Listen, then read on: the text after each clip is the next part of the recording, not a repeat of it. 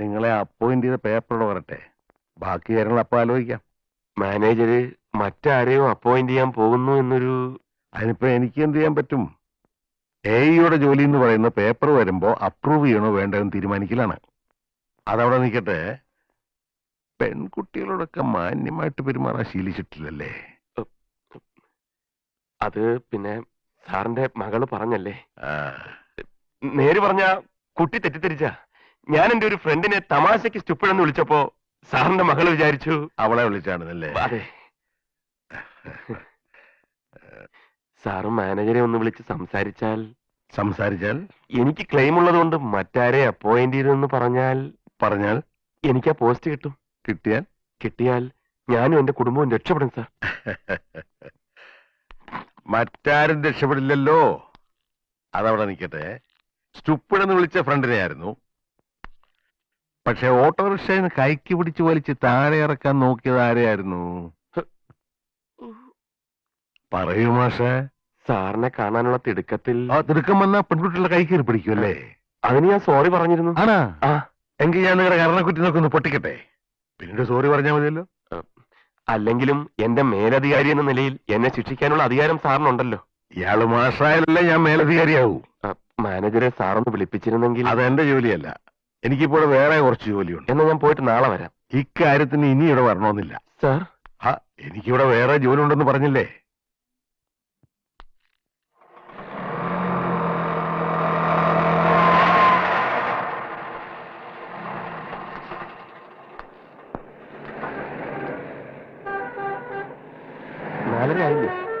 ആയി.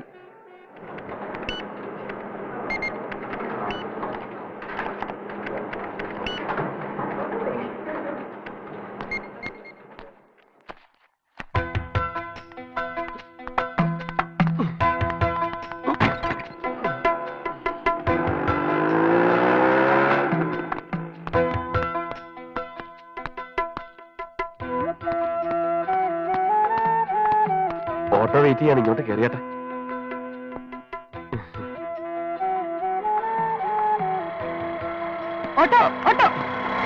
ഇത് കുട്ടിക്ക് കയറി പോകാൻ വേണ്ടി ഞാൻ പിടിച്ചതാ. പൈസയും കൊടുത്തിട്ടുണ്ട്. എനിക്കാണെങ്കിൽ വൈകുന്നേരം പ്രത്യേകിച്ച് ഒരു ജോലിയില്ല. അതുകൊണ്ട് എല്ലാ ദിവസവും ഒരു ഓട്ടോ പിടിച്ച് ഇവിടെ കാത്തിരിക്കാൻ ഒരു ബുദ്ധിമുട്ടും ഇല്ല. ഇനി ഞാനൊരു സത്യം തുറന്നു പറയട്ടെ. അന്ന് ഞാൻ സ്റ്റുപ്പിഡെന്ന് വിളിച്ചത് കുട്ടിയല്ലായിരുന്നു, ഓട്ടോ ഡ്രൈവറെ ആയിരുന്നു. അല്ല, അത് കയറരുത്. അല്ല, കുട്ടിക്ക് വേണ്ടി പിടിച്ച്... ഹലോ, ലൈനടിയാണ്. അല്ല സാറേ, ലൈനടി തന്റെ പോടോ.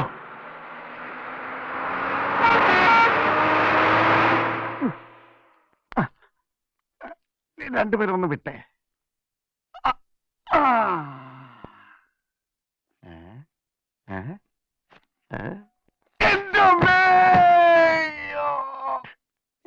പിടിക്കട്ട കഴുതാണ്. വിടാനല്ലേ മുതലാളി പറഞ്ഞുള്ളൂ, പിടിക്കാൻ പറഞ്ഞില്ലല്ലോ. എഴുന്നേൽപ്പിക്കണ.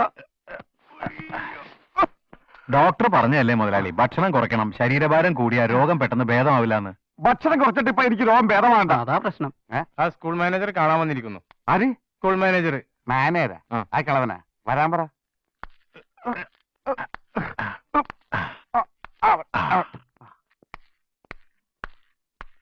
എന്റെ 4 ലക്ഷം താനാ വെള്ളത്തിലാക്കിയത്.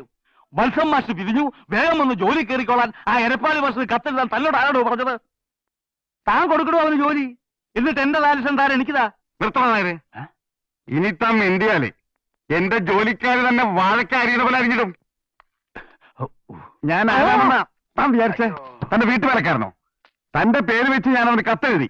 എന്റെ ഒരു കാല് കളഞ്ഞവന്റെ 2 കാല് കളയാം. ഞാനിങ്ങനെ ജീവിച്ചിരിക്കുന്നവനെ അതിനു വേണ്ടിയാ. എന്തായാലും മാത്തുക്കുട്ടി അവന്റെ കാലൊടിക്കാൻ പോയി എന്റെ കാലൊടുക്കി 19,000 രൂപ ചിലവായി. അനുഭവിച്ച വേദനയും പേരാ. എന്നോട് തട്ടിക്കായിരുന്നു. മാത്തുക്കുട്ടി, അതിന്റെ പേരിൽ ഞാൻ അനുഭവിച്ച വേദന മര്യാദയ്ക്ക് പറഞ്ഞാൽ എനിക്ക് മനസ്സിലാവും. നായരെ, വിവരങ്ങളൊക്കെ ഞാൻ അറിയുന്നുണ്ട്.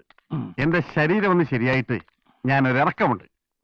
എനിക്ക് ജോലി വേണ്ടേന്ന് പറഞ്ഞവൻ ഈ നാട്ടിൽ നിന്ന് ഓടിപ്പോയില്ലെങ്കിൽ എന്നെ മാത്തുക്കുട്ടിന്നല്ല, മാത്തു പട്ടിയെന്ന് വിളിച്ചോ. അവനാണ് നമ്മുടെ രണ്ടുപേരുടെയും ശത്രു. അപ്പൊ നമ്മളെന്താ വേണ്ടത്? അല്ല, ഒറ്റക്കെട്ടായി നിൽക്കണം.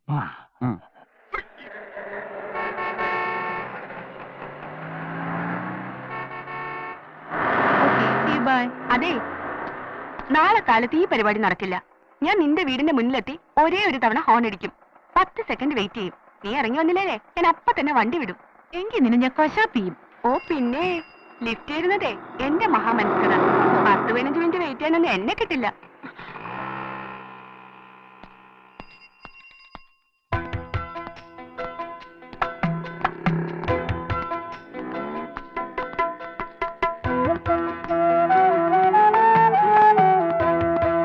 ഞാൻ കാണിച്ചത് മര്യാദകൾ തന്നെ, സമ്മതിക്കുന്നു.